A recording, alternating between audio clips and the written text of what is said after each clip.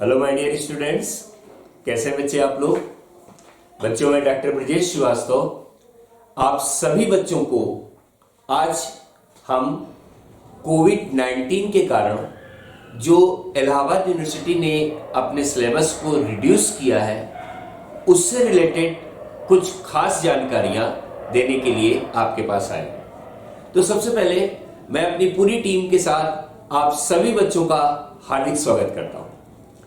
बच्चों, सेशन 20 और 21 में हम जब इलाहाबाद यूनिवर्सिटी में बीकॉम में इनरोल हुए तो बीकॉम फर्स्ट ईयर के सिलेबस जो पहले थे उसे 19 जनवरी 2021 को इलाहाबाद यूनिवर्सिटी ने रिवाइज कर दिया और इलाहाबाद यूनिवर्सिटी ने अपने पूरे कोर्स में से जो हमारा अकाउंट का सिलेबस है, जो हमारा लॉ का सिलेबस है, बिजनेस इकोनॉमिक्स है, बिजनेस कम्युनिकेशन है, ऑर्गेनाइजेशन मैनेजमेंट है या मनी एंड बैंकिंग है, हर सिलेबस में से 30% कोर्स को रिड्यूस कर दिया और ये रिड्यूस ड्यू टू कोविड-19 किया है। बच्चों, आपको ये बात ध्यान में रखनी है कि जो ये सिलेबस में रिडक्शन किया गया है ये केवल इसी सेशन के लिए है। मतलब जो बच्चे BCom first year, second year, third year session सेशन 2020 और 21 में इनरोल है उन्हीं बच्चों के लिए सिलेबस कम है और जो नेक्स्ट सेशन आएगा 21-22 उसमें फिर से सिलेबस को हो सकता है कि ओरिजिनल फॉर्मेट में वो चेंज कर दें। तो पहले तो बच्चों आपको अपने माइंड को ये सेट करना है कि ये जो रिड्यूस सिलेबस इलाहाबाद यूनिवर्सिटी ने 30% अपने हर सब्जेक्ट में किया है उस रिड्यूस सिलेबस को केवल द एकेडमिक सेशन 2020 और 21 के लिए किया है। नेक्स्ट ईयर में हो सकता है ये सेशन अपने ओरिजिनल फॉर्मेट में कन्वर्ट हो जाए। राइट बच्चों, आज की वीडियो में हम लोग रिड्यूस सिलेबस के बारे में डिस्कस करेंगे। फिर हम लोग अगली वीडियो क्लास में ये पढ़ेंगे, ये समझेंगे कि किस तरह से हमारे एग्जामिनेशन का पैटर्न है और इलाहाबाद यूनिवर्सिटी किस तरह से एग्जामिनेशंस को कंडक्ट कराएगी। सही है। तो आज आइए हम शुरू करते हैं कि कोविड-19 के कारण इलाहाबाद यूनिवर्सिटी के जो स्टूडेंट्स हैं उनके सिलेबस में क्या कम किया गया है। आइए शुरू करते हैं। बच्चों, आपको हमारे स्क्रीन पर department of commerce and business administration university of Allahabad का ये दिख रहा है। Curtailed syllabus in light of reduced number of teaching days due to कोविड-19 pandemic, the syllabus has been curtailed for the session 20 and 21। मतलब कोविड-19 के कारण जो सिलेबस हमारा कम किया गया है उन्हीं सिलेबस को इलाहाबाद यूनिवर्सिटी यहां पर एक्सप्लेन कर रही है। बच्चों, ये सिलेबस बीकॉम फर्स्ट ईयर और सेकेंड ईयर का जो न्यू कोर्स में बच्चे इनरोल हैं, वैसे तो आप सभी बच्चे न्यू कोर्स में ही चल रहे हैं, केवल इस साल इलाहाबाद यूनिवर्सिटी में थर्ड ईयर के बच्चे ओल्ड सिलेबस में, बाकी फर्स्ट ईयर और सेकेंड ईयर न्यू सिलेबस से ही चल रहे हैं। तो ये 3 ईयर डिग्री कोर्स जो बीकॉम का है, syllabus shall be effective only for the session 20 and 21। एकदम कायदे से लिखा है कि ये सिलेबस जो हम रिड्यूस कर रहे हैं केवल और केवल सेशन 20 और 21 के लिए ही रिड्यूस किया है। राइट। तो ये बात बच्चों आपको अच्छे से समझ में आ गई कि कोविड-19 के कारण जो बच्चे बीकॉम फर्स्ट ईयर में इस बार एपीयर करेंगे सेशन 2021, जो सेकेंड ईयर के स्टूडेंट्स हैं सेशन 2021 के, उन बच्चों के लिए सिलेबस को 30% रिड्यूस कर दिया गया। सही है। तो हम फर्स्ट ईयर के बच्चों के लिए आज सिलेबस की बात कर रहे हैं। फिर कैसे है आइए देखते हैं। हमने बच्चे सबसे पहले यहां पर 3 इयर्स बीकॉम का जो ये कोर्स है इसमें अगर आप देखेंगे तो एक पेपर हमारा अकाउंट का है ग्रुप ए में, दूसरा पेपर बिजनेस लॉ का है। मतलब अकाउंट्स और बिजनेस लॉ ये आपके पेपर्स हैं। ग्रुप बी में आपका एक पेपर है बिजनेस इकोनॉमिक्स और बिजनेस कम्युनिकेशन। ग्रुप सी में money banking and foreign exchange और बिजनेस ऑर्गेनाइजेशन एंड मैनेजमेंट। आपको यह बात जरूर ध्यान रखनी है बच्चों कि सबसे पहले हमारा कौन सा पेपर किस ग्रुप में है, इस बात की जानकारी आपको प्रॉपर वे में होनी चाहिए। फिर से समझे, पहले हम अपने सब्जेक्ट की बात करते हैं। हमारा बीकॉम फर्स्ट ईयर में जो कंपलसरी पेपर है ये 6 paper and all of this compulsory, कोई ऑप्शनल नहीं है। सेकेंड ईयर में भी कंपलसरी होता है, केवल ऑप्शनल चूज करने का पावर हमको बीकॉम थर्ड ईयर में होता है, राइट। तो फर्स्ट ईयर के ग्रुप ए में 2 पेपर है। आपको ध्यान रखना है कि ग्रुप ए में पहला पेपर कौन सा है और दूसरा कौन सा है। पहला पेपर है बच्चों अकाउंट्स, दूसरा पेपर है बिजनेस लॉ। ग्रुप बी में पेपर है business economics and business communication. Group C में money banking and foreign exchange and organisation and management. ये बात बच्चों आपको एकदम ध्यान रखनी है, बार बार मैं रिपीट कर रहा हूं, किस ग्रुप में कौन से पेपर है, क्योंकि उसी के अकॉर्डिंग हमारी मार्किंग होती है। जब हम अगली वीडियो क्लास लेकर के आएंगे जिसमें हम आपको मार्किंग सिस्टम, एग्जामिनेशन पैटर्न बताएंगे, तो वहां पर ये बात आपको समझाएंगे ग्रुप के अकॉर्डिंग मार्किंग होती है। तो आई थिंक आपको समझ में आ गया कि ग्रुप ए में अकाउंट्स और लॉ है। मैं रिपीट कर रहा हूं, ग्रुप बी में बिजनेस इकोनॉमिक्स और बिजनेस कम्युनिकेशन है। ग्रुप सी में मनी बैंकिंग और ऑर्गेनाइजेशन एंड मैनेजमेंट, ये हमारा पेपर है। अब हम बच्चों बात करते हैं कि हमारा जो सिलेबस है वो बीकॉम फर्स्ट ईयर का 3 इयर्स डिग्री कोर्स में पैटर्न ऑफ एग्जामिनेशंस, ये हम आपको बताएंगे किस तरह से हमारा एग्जामिनेशन का पैटर्न होता है। ये हम लोग आपको अगली वीडियो क्लास में पूरा डिस्कस करके बताएंगे। आज चूंकि हम सिलेबस में क्या रिड्यूस हुआ है इस टॉपिक पर हम लोग आज के टर्न पे बात कर रहे हैं, राइट। तो देखिए, सबसे पहले हम अकाउंट्स के पेपर की बात करते हैं। पहला पेपर ग्रुप ए का हमारा जो अकाउंट्स का पेपर है, अकाउंटिंग, इसके सिलेबस में बच्चों देखें, कुछ पेपर थ्योरिकल अप्रोच के हैं और कुछ पेपर प्रैक्टिकल अप्रोच के हैं। जिसमें थ्योरी है उससे प्योर थ्योरी आपके एग्जामिनेशंस में आएगी, कोई प्रैक्टिकल नहीं आएगा। और जो प्योर प्रैक्टिकल है वो भी हम आगे डिस्कस करेंगे। तो देखिए, थ्योरी के पेपर्स में इन्होंने जो अपना सिलेबस रखा है उसमें एक चैप्टर है nature, principle and concept of accounting. Most important chapter होता है बच्चों। Nature, principle and concept of accounting से एक थ्योरी तय है कि एग्जामिनेशंस में आएगी, 100% एग्जामिनेशंस में आएगी। इसके सिलेबस में nature of accounts, base of accounting, uses of accounting information, principle of accounting, concept and convention, ये इसका जो बी पॉइंट है पहले से आप मार्क कर लें। 100% एग्जामिनेशंस में इससे क्वेश्चन आपका रहेगा अकाउंटिंग कॉन्सेप्ट एंड कन्वेंशन से, 100% लीक है, रहेगा ही रहेगा। और तीसरा Indian accounting standards a brief study. ये जो nature, principle and concept of accounting है बच्चों, ये मेरा प्योर थ्योरी का पेपर है, इससे मेरी थ्योरी ही आएगी। दूसरा चैप्टर बच्चों अगर हम बात करें तो आपको दिखा है government accounting and lease accounting. Government accounting और लीज अकाउंटिंग से पहले भी थ्योरी आती थी और आपके सेशंस में भी इससे थ्योरी ही पूछा जाएगा। इसमें नंबर 1 गवर्नमेंट अकाउंटिंग है और नंबर बी लीज अकाउंटिंग है, जिसमें आपको पढ़ना है meaning, objective, principle, structure of fund, ये सब, compliance of accounts and functions of treasury, lease accounting, meaning, significance, classification. ये दूसरा चैप्टर भी आपका थ्योरिकल अप्रोच है जिससे पूरी थ्योरी आपको पूछेगा। इस सेकंड चैप्टर में ए और बी 2 पार्ट है, government accounting and lease accounting. Third chapter बच्चों आपका यहां पर लिखा हुआ है रिजर्व एंड फंड्स, ये चैप्टर है।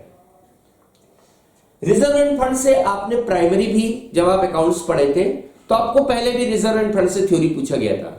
हमारे बीकॉम इलाहाबाद यूनिवर्सिटी में भी इससे थ्योरी आएगा, जिसमें हम कई तरीके के रिजर्व्स के बारे में बताएंगे, रिजर्व और फंड्स में क्या डिफरेंस है इसके बारे में पढ़ेंगे। सिंकिंग फंड क्या होता है इसके बारे में पढ़ेंगे। इक्वलाइजेशन, डिविडेंड इक्वलाइजेशन फंड क्या है इसके बारे में पढ़ेंगे। सीक्रेट रिजर्व कैसे मेंटेन होता है इसके बारे में पढ़ेंगे। स्पेसिफिक रिजर्व क्या होता है ये पढ़ेंगे और बहुत इंटरेस्टिंग चैप्टर है। तो ये जो थर्ड चैप्टर बच्चों हमारा है ये भी रिजर्व एंड फंड्स हमारा थ्योरी का चैप्टर है। इससे भी हमारा बीकॉम में थ्योरी आएगा, प्रैक्टिकल नहीं आएगा। देखिए कहीं नहीं लिखा प्रैक्टिकल। फोर्थ चैप्टर अब आपका यहां से रॉयल्टी से प्रैक्टिकल स्टार्ट होता है। तो हम प्रैक्टिकल पे आने से पहले एक बार आपको रिवाइज कर दें कि कौन कौन से चैप्टर हमारे थ्योरी के बने। पहला चैप्टर बच्चा थ्योरी क्या बना, nature, principle and concept of accounting, जिसमें से अकाउंटिंग कॉन्सेप्ट एंड कन्वेंशन की थ्योरी एकदम तय है कि आएगी। Nature, principle and concept of accounting के बाद दूसरा थ्योरी का चैप्टर है government accounting and lease accounting, जिसमें ए पार्ट है गवर्नमेंट अकाउंटिंग, बी पार्ट है लीज अकाउंटिंग। थर्ड थ्योरी का चैप्टर है रिजर्व एंड फंड, जिसमें डिफरेंट टाइप के रिजर्व पढ़ेंगे, फंड्स पढ़ेंगे, स्पेसिफिक रिजर्व फंड पढ़ेंगे, डिविडेंड इक्वलाइजेशन फंड पढ़ेंगे, सीक्रेट रिजर्व पढ़ेंगे। इंटरेस्टिंग चैप्टर है, ये भी आपका थ्योरी में आएगा। और ये तीन चैप्टर्स आपके अकाउंट्स के थ्योरी के हुए। अगर आप दोबारा देखें तो इन चैप्टर्स में कहीं प्रैक्टिकल वर्ड यूज में नहीं आया। आप देखिए कहीं प्रैक्टिकल नहीं लिखा, ना तो nature, principle and concept of accounting में प्रैक्टिकल वर्ड लिखा है, ना तो आप अगर आप देखें government accounting and lease accounting में कहीं प्रैक्टिकल लिखा हुआ है। रिजर्व एंड फंड में भी आप कहीं पे वर्ड्स देखें प्रैक्टिकल नहीं लिखा। जबकि रॉयल्टी में अगर आप देखेंगे तो देखिए लिखा है प्रैक्टिकल प्रॉब्लम, या अगर आप देखेंगे कि इंस्टॉलमेंट में तो प्रैक्टिकल प्रॉब्लम, हायर परचेज में देखिए लिखा है प्रैक्टिकल प्रॉब्लम, मतलब इससे प्रैक्टिकल आएगा। लेकिन आपके इन तीन चैप्टर्स जो आपने शुरू में पढ़े हैं, जिसमें nature, principle, government accounting and lease accounting, reserve and funds, इसमें आपका कोई प्रैक्टिकल नहीं आएगा। अब हम बात बच्चे प्रैक्टिकल सेशन की करने जा रहे हैं। प्रैक्टिकल सेक्शन में हमारे पहले के जो चैप्टर्स थे और अब के जो चैप्टर हैं उसमें तीन मेजर चैप्टर कोविड के कारण कम कर दिए गए। वो चैप्टर्स कौन से कम हुए पहले हम ये बताते हैं। पहले के बच्चे जो पढ़ते थे बीकॉम फर्स्ट ईयर में, उनको ब्रांच अकाउंटिंग पढ़नी पड़ती थी, लेकिन अब ब्रांच को खत्म कर दिया। ब्रांच अब नहीं है हमारे कोविड-19 के सिलेबस में। दूसरा, पहले हम लोग अमलगमेशन ऑफ कंपनी पढ़ते थे, बहुत बड़ा चैप्टर होता था अमलगमेशन ऑफ कंपनी। वैसे तो बहुत फेवरेट चैप्टर था, लेकिन अब कोविड के कारण अमलगमेशन ऑफ कंपनी को खत्म कर दिया। तीसरा, इंश्योरेंस क्लेम को लेकर के जो अकाउंटिंग होती थी वो भी सिलेबस से हटा दिया। तीन मेजर प्रैक्टिकल के चैप्टर हटाए गए हैं। पहले आप चाहे तो अपनी कॉपी में लिखे, मैं बोल रहा हूं आपके सिलेबस में कोविड-19 का जो रिवाइज सिलेबस है उसमें से पहला चैप्टर इन्होंने ब्रांच अकाउंटिंग हटा दिया, दूसरा चैप्टर इन्होंने इंश्योरेंस क्लेम हटा दिया, और तीसरा चैप्टर इन्होंने अमलगमेशन ऑफ द कंपनी को रिड्यूस कर दिया। तीन चैप्टर आपके खत्म हो गए। इसका मतलब अब आपको केवल प्रैक्टिकल के 5 चैप्टर पढ़ने हैं। पहले प्रैक्टिकल के 8 चैप्टर होते थे, अब प्रैक्टिकल के केवल 5 चैप्टर पढ़ने हैं। कौन कौन से? रॉयल्टी अकाउंट पढ़ना है, हायर परचेज चैप्टर पढ़ना है, इंस्टॉलमेंट चैप्टर पढ़ना है, लिक्विडेशन कंपनी पढ़नी है और होल्डिंग कंपनी पढ़नी है। Royalty account, hire purchase account, instalment account, और फिर उधर से कंपनी अकाउंट जब हम शुरू करेंगे तो कंपनी अकाउंट में 2 chapter, holding company and liquidation of company. Means आपको इस सेशन में केवल 5 चैप्टर के बारे में डिस्कस करना है।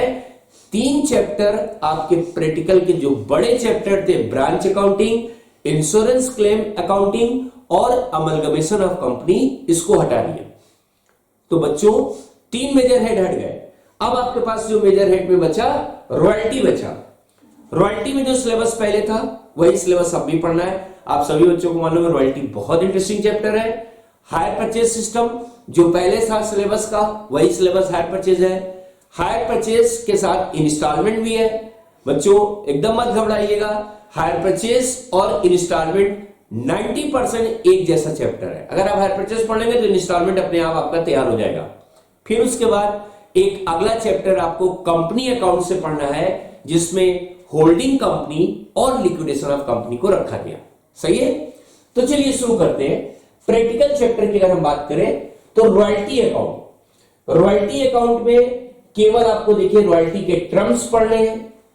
रॉयल्टी क्या होती है, डेड रेंट क्या होता है, शॉर्ट वर्किंग क्या होती है, ये मीनिंग बड़ा सिंपल। रॉयल्टी क्या होती है, डेड रेंट क्या होता है जिसको हम लोग मिनिमम रेंट बोलते हैं, या शॉर्ट वर्किंग क्या होती है, इसके बारे में। फिर entries in the books of lessee and lessor. Lessee क्या क्या होगा, लैंडलॉर्ड क्या क्या होगा, एंट्रीज, साथ में लेजर भी सीखना है आपको, एंट्रीज भी और लेजर्स भी, और उसके प्रैक्टिकल प्रॉब्लम। देखिए रॉयल्टी में प्रैक्टिकल प्रॉब्लम लिखा हुआ है। सही है। दूसरा चैप्टर बच्चों, रॉयल्टी के बाद इंस्टॉलमेंट रिलेटिंग। इंस्टॉलमेंट भी प्रैक्टिकल से रिलेटेड है। यहां पर भले ही इन्होंने प्रैक्टिकल नहीं लिखा, लेकिन इंस्टॉलमेंट में भी प्रैक्टिकल आपका आएगा। हायर परचेज और इंस्टॉलमेंट लगभग एक जैसा चैप्टर है। हायर परचेज में आपको देखिए the system of its operation, analysis of instalment from accounting point of view, entries in hire purchaser books, entries in hire vendor books, दोनों क्या जनरल एंट्री, हायर परचेजर और हायर वेंडर क्या क्या entry होगी। फिर sale of large number of articles to small value, इसको हम लोग बोलते हैं हायर परचेज ट्रेडिंग से रिलेटेड क्वेश्चन। एक टॉपिक होता है हायर परचेज ट्रेडिंग अकाउंट, उससे रिलेटेड क्वेश्चन ये आपका प्रैक्टिकल में। मतलब आप ये कह सकते हैं एक रॉयल्टी हो गया, दूसरा हायर परचेज हो गया, तीसरा आपका इंस्टॉलमेंट हो गया। सही है। अब हम आते हैं बच्चों अगला चैप्टर। इसके बाद इंस्टॉलमेंट के बाद जो हमारा यहां पर आता है, उसमें देखिए इंस्टॉलमेंट में देखिए लिखा है इंस्टॉलमेंट पेमेंट सिस्टम में प्रैक्टिकल प्रॉब्लम लिखा है ना। इंस्टॉलमेंट पेमेंट सिस्टम चैप्टर से क्या आएगा, प्रैक्टिकल प्रॉब्लम। फिर होल्डिंग कंपनी और liquidation of company. Holding company और लिक्विडेशन ऑफ कंपनी बच्चा ये कॉर्पोरेट अकाउंटिंग का चैप्टर है, कंपनी अकाउंट का चैप्टर है। और इसमें से आपको होल्डिंग कंपनी और लिक्विडेशन, पहले इसमें अमलगमेशन भी होता था, अब खत्म कर दिया। इसका मतलब होल्डिंग कंपनी पढ़नी है, होल्डिंग कंपनी कैसे बनाई जाती है, कंसोलिडेटेड बैलेंस शीट कैसे बनती है, उसके एडवांटेजेस डिसएडवांटेजेस क्या है, माइनॉरिटी इंटरेस्ट कैसे निकलता है, pre acquisition and post acquisition profit कैसे निकाली जाती है, सब चीज इस होल्डिंग कंपनी में रखा गया। मैं आपको बता दूं बहुत इंटरेस्टिंग चैप्टर है, आपको बहुत मजा आएगा होल्डिंग कंपनी पढ़ने में। फिर इसके बाद बच्चों लिक्विडेशन ऑफ कंपनी। इसमें हम लोग को यह पढ़ना होता है कि जब कोई कंपनी बेटा लिक्विडेशन में जाती है, इट मींस कंपनी कभी बंद होती है, तो उस कंपनी का अकाउंटिंग ट्रीटमेंट कैसे करते हैं। जैसे आपने पार्टनरशिप में क्लास 12 में पढ़ा डिसोल्यूशन ऑफ पार्टनरशिप फर्म, तो वो dissolution of the partnership firm था। यहां पर डिसोल्यूशन का मतलब कंपनी को बंद करना, लिक्विडेशन ऑफ कंपनी, किसी कंपनी को कैसे बंद किया जाएगा उसके बारे में इसमें पढ़ना है। इसमें ऑर्डर ऑफ पेमेंट कैसे होता है और लिक्विडेटर का फाइनल स्टेटमेंट कैसे बनता है, ये दो मेजर पॉइंट हमको इसमें सीखने होते हैं। तो बच्चों अगर हम समझें तो हमारे 5 चैप्टर हुए। आप फिर से अगर आप देखें बच्चों तो आपके 5 चैप्टर कौन से हुए, आप देखें। एक पहला चैप्टर तो देखिए ये थ्योरी का है, nature principle of a concept, government accounting and lease accounting, ये भी थ्योरी है।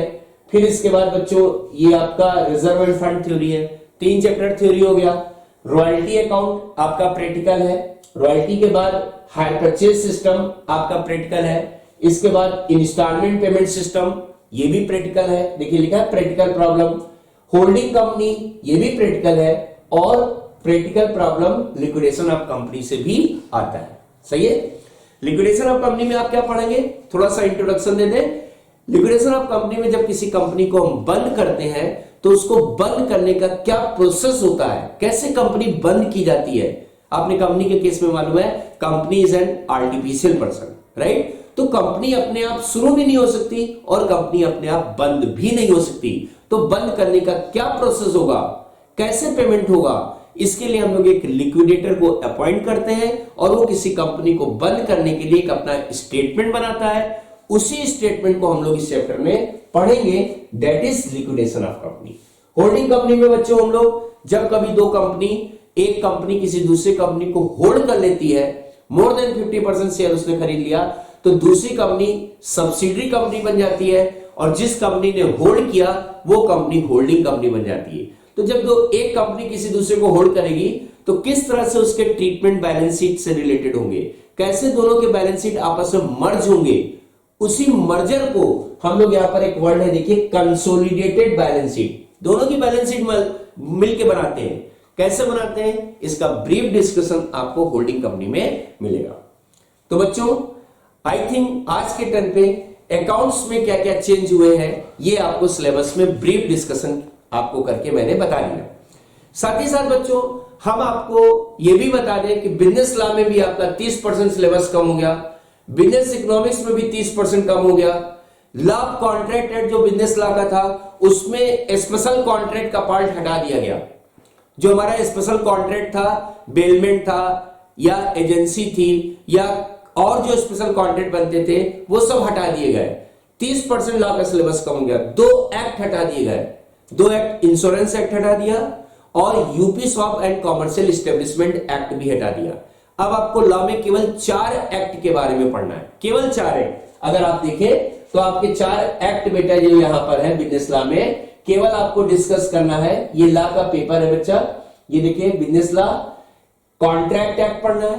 कॉन्ट्रैक्ट एक्ट में इंडियन कॉन्ट्रैक्ट एक्ट 1872 में केवल सेक्शन 1 से 31 पढ़ना है, 1 से 31, जिसमें आप essentials of valid contract, offer, acceptance, consideration, valid contract, wide agreement, फिर साथ में आप इसमें यहां पर जो स्पेशल कॉन्ट्रैक्ट थे वो सब हटा करके खाली कॉन्टीजेंट कॉन्ट्रैक्ट तक का सेक्शन आपका यहां पर रखा गया। और बाकी सब सिलेबस, सबसे बड़ा एक्ट था इंडियन कॉन्ट्रैक्ट एक्ट, वहां से हटा दिया गया। दूसरा एक्ट बच्चों सेल्स ऑफ गुड्स एक्ट रखा गया 1930, जितना पहले सिलेबस था। लिमिटेड लायबिलिटी पार्टनरशिप एक्ट बहुत बड़ा नहीं है, छोटा सा एक्ट है। और निगोशिएबल इंस्ट्रूमेंट, 4 एक्ट केवल लॉ में पढ़ने। कौन कौन से एक्ट हटा दिए? पहला इंश्योरेंस आपका यहां पर हटा दिया, इंश्योरेंस एक्ट आपका हट गया। दूसरा एक्ट आपका बिल्स ऑफ निगोशिएबल जो आपका वो था इंश्योरेंस एक्ट हटा दिया, और साथ ही साथ बेटा यहां से हमारा UP shop and commercial establishment act को भी रिड्यूस कर दिया। एक आपका यहां पर जो एक्ट रखा इन्होंने उसमें देखिए लॉ ऑफ कॉन्ट्रैक्ट रखा, सेल्स ऑफ गुड्स एक्ट रखा, लिमिटेड लायबिलिटी पार्टनरशिप एक्ट रखा और निगोशिएबल इंस्ट्रूमेंट, 4 एक्ट रखे और 30% सिलेबस को इसमें से कम कर दिया। ऐसे ही बच्चों इकोनॉमिक्स का सिलेबस भी कम हो गया, फिर इसके साथ ऑर्गेनाइजेशन एंड मैनेजमेंट का भी 30% कम हो गया, और साथ में मनी बैंकिंग का सिलेबस भी इन्होंने कम कर दिया। तो आज के टर्न पे हम आपको ये बता रहे थे कि किस तरह से कोविड-19 के कारण हमारे ब्रीफ में अकाउंट के सिलेबस में क्या क्या कमी की गई। ठीक है, बने रहिए हमारे चैनल के साथ। गुड बाय, थैंक यू बच्चों, थैंक यू।